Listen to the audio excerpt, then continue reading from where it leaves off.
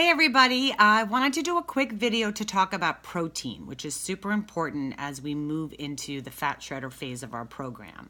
So when we've been doing detox, obviously we've been a little bit calorically low, and a large part of that is because we've been lower on the protein because we wanted your body to be working off the sort of fat stores that we had already and the glycogen stores that we had already. So the serving size on detox tended to be 2 servings per day, and 1 serving being about 3 ounces of protein, which is largely why some of you may have felt tired while you were on detox week. Now that we're moving into fat shredder, we want to up the protein. Okay, so when you look at the menu plan for fat shredder, you're going to see, so when I'm referring to the menu plan, I'm talking about this, okay?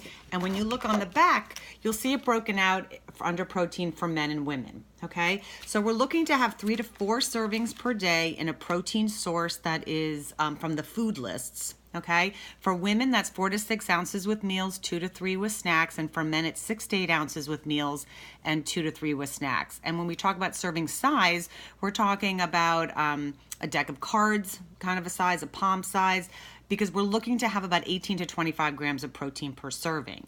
Now we're also on fat shredder increasing our protein in the snack area by adding the TLS nutrition shakes, and if you're interested, the TLS whey protein shakes, which are protein only, because we're really looking for multiple servings of protein. If for whatever reason you're not taking the protein shakes, you can certainly add more protein during those other times for snacks, but the key here is that we're having a massive increase in protein over these 2 weeks, okay? As you move into the other customizable menu plans, you'll see the protein amounts shift as well.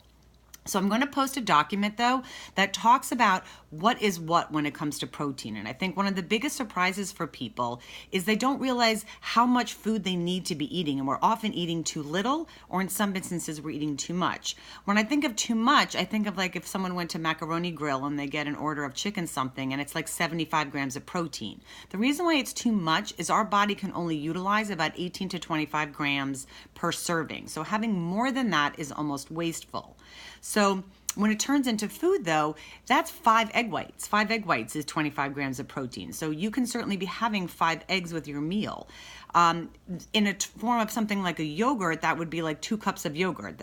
Now, obviously, we're not having dairy on fat shredder, but in other menu plans, you might be incorporating dairy back into your diet, but you still might not want to have 2 cups of yogurt in 1 serving. So perhaps you get a cup or a quarter cup or half a cup from that, but then you have an egg or you have some turkey bacon or something to round out the protein so that you have more protein in that serving.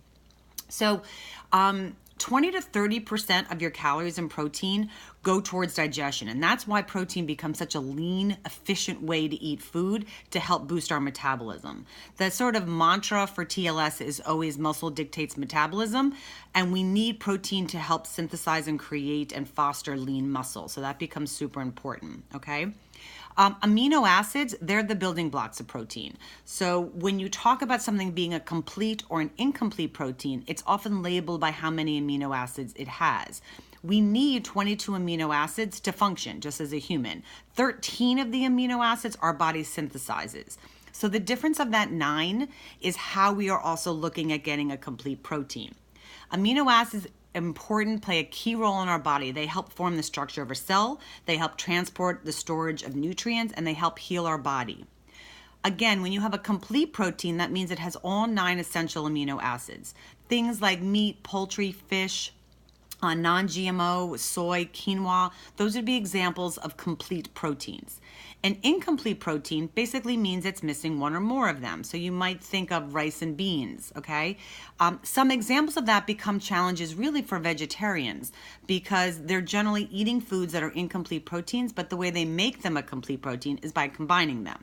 So on the document that I posted, you're also going to see a list of the complete proteins and how much per serving that actually is. And you're going to see a list of incomplete proteins and how to combine them. Again, that's only relevant if you're vegetarian or vegan. So hopefully this helps a bit for you on about protein. And remember, it's super, super important to be increasing the protein on fat shredder because that's really the biggest change we're having right now. And again, that's all about helping us develop lean muscle and get your metabolism going. Okay, take care.